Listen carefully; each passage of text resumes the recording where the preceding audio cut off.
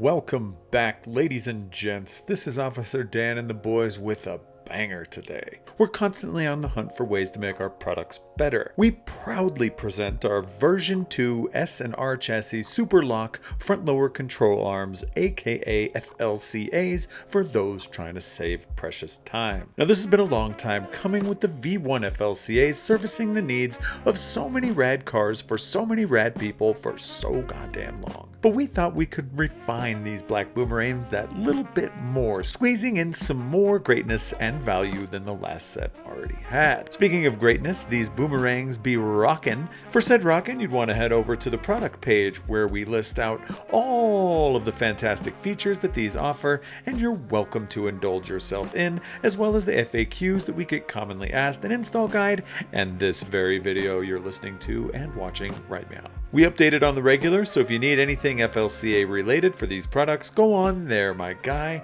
and it'll have all the answers that you need and probably some you didn't.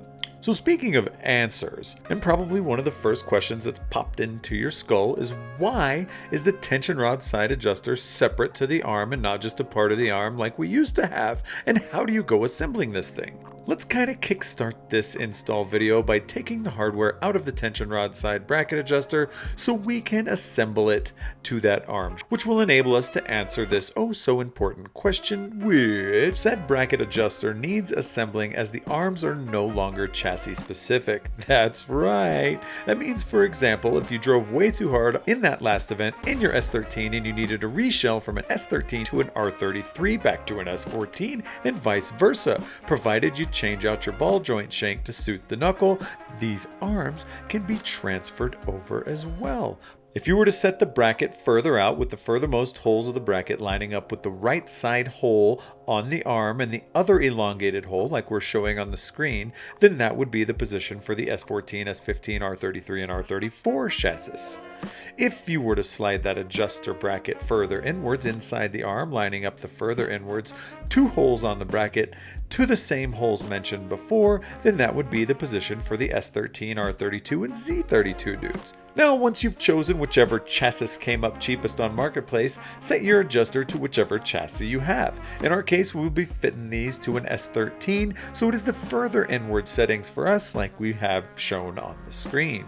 And as an example for the S14, S15, R33, and R34 chassis dudes, just to give you a visual, if you were running that chassis, you'd put the bracket further outwards like we mentioned. If you do this, there's a small supplied spacer that you would need to install to the outermost hole like we're showing on the screen, and then you'd throw the hardware through to suit. Now back to the S13 gang, and provided you put the right bolts in the right holes, you would have noticed that this bracket also has some caster adjustment built in. We'll get to the caster adjustment later on in the video. It almost sounds like a perfectly convenient segue to discuss adjustment. So in this case, we've already loosened the internal 10mm locking nut. We always recommend winding the rose joint and adjuster outwards to the maximum safe extension so you have the maximum amount of thread overlap when adjusting the arm in general. Now this is for the tension rod side of the arms. Jammed a 12mm hex into the super fancy adjuster, winding this assembly outwards to the maximum safe extension, which is made up of a total of 103mm, measuring from the center of the bolt hole to the edge of the bracket, in which the threaded adjuster would take up 32mm of that 103mm. For the inner side of the arm, that would measure in at a total of 96mm, measuring from the center of the bolt hole to the end of the arm, and the adjuster itself would make up 26mm of that, measuring from just before the hex on the adjuster to the end of the arm. If you were to wind this back to the OEM length, you would shorten the entire assembly by loosening the locking nuts, getting them in place to measure 61mm, going from the base of the arm to the center of the bolt hole. Then, for the tension rod side, after jamming that 12mm hex in the guts and zapping that back, it would measure at 49.1mm to be absolutely specific from the center of the bolt hole to the edge of the arm, with the adjuster just sitting outwards 1mm.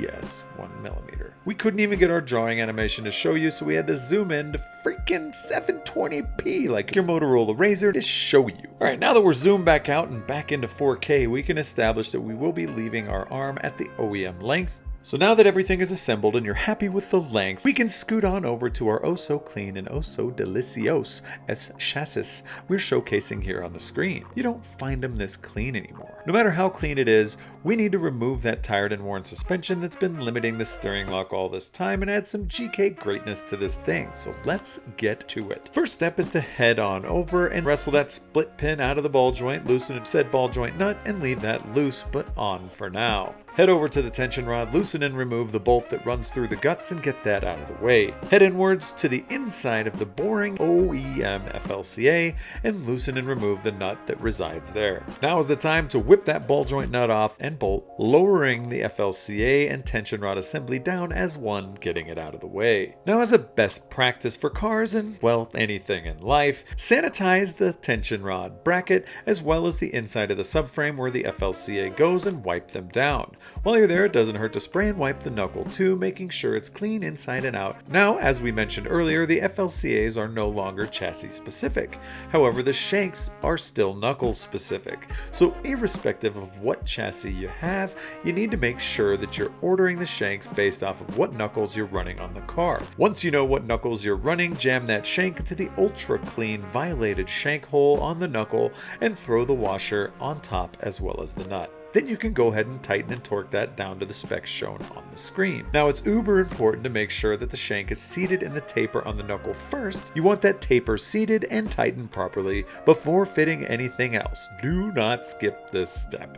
Now throw the ball joint spacer up the shank with the tapered side facing the bearing so the bearing can articulate properly and slide the FLC up the shank as well.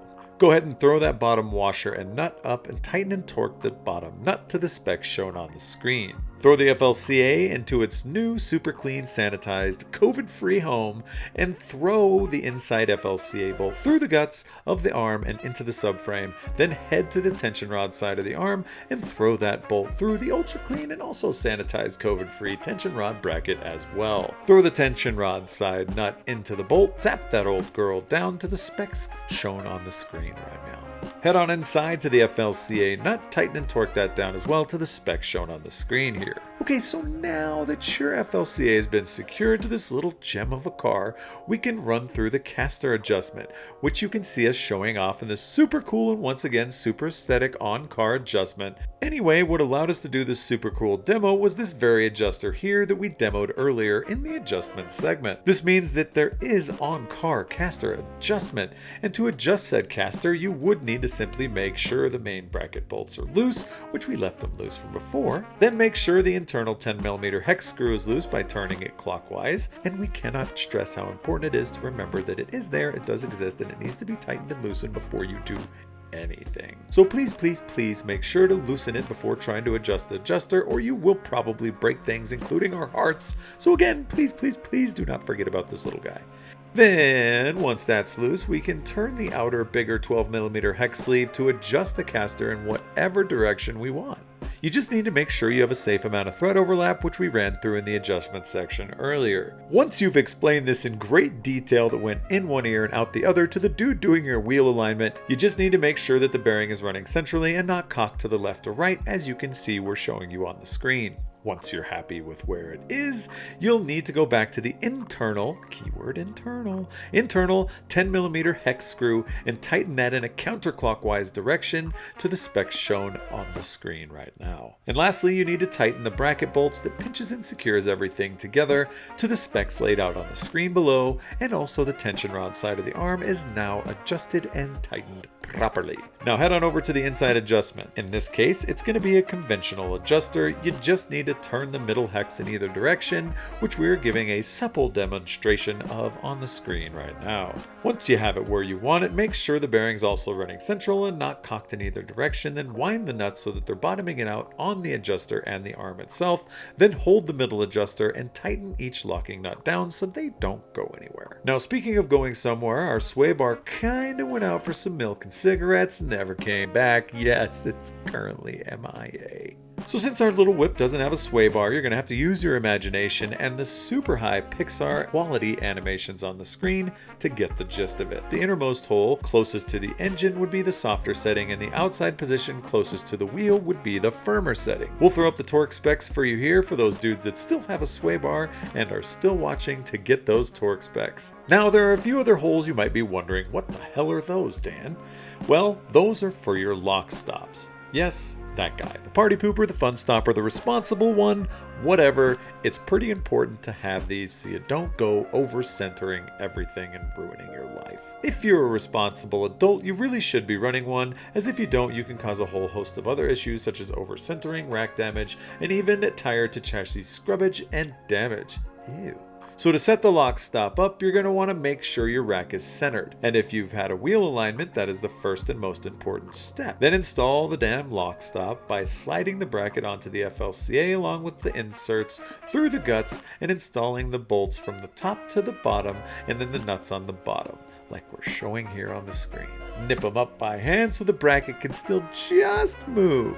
Then you're going to want to turn the steering wheel side to side to check and see if either the rack is bottoming out or possibly the wheels are making contact somewhere on the chassis. Or lastly, that your tie rod to wheel clearance is interfering. If any of the above mentioned steering lock devils come into play, you're going to want to stop just before that happens, which is why you use lock stops. Which can be done by using the assembly to push the lock stop into the correct position, which you might as well use if you were checking it for clearance anyway, and then put it back just a little bit so you can avoid all those steering lock devils.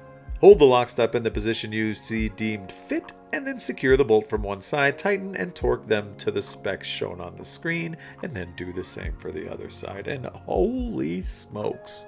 All on-car adjustment, one set of control arms. These things are sick, and you're done, my guy. The install is completer in Spanish, Wacheng in Mandarin, or simply just good old-fashioned done in English. You did it. The arms look freaking great, and you have more clearance, spherical bearings throughout, more lock, more love, and more fanboys to look at your new parts, and even lock stops because you were the responsible guy.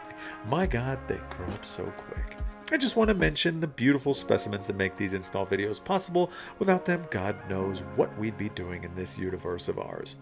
If you don't know what you're doing, please reach out to a professional to help you, or read through the install guide on the product page, or just watch this video on repeat until you go insane. You can also reach out to us at our email address if you have any questions or just want to chat because you're lonely. This has been Officer Dan, Johnny Caps, and DK with another one of the world's best how-to videos. We'll catch you on the flip side. Peace.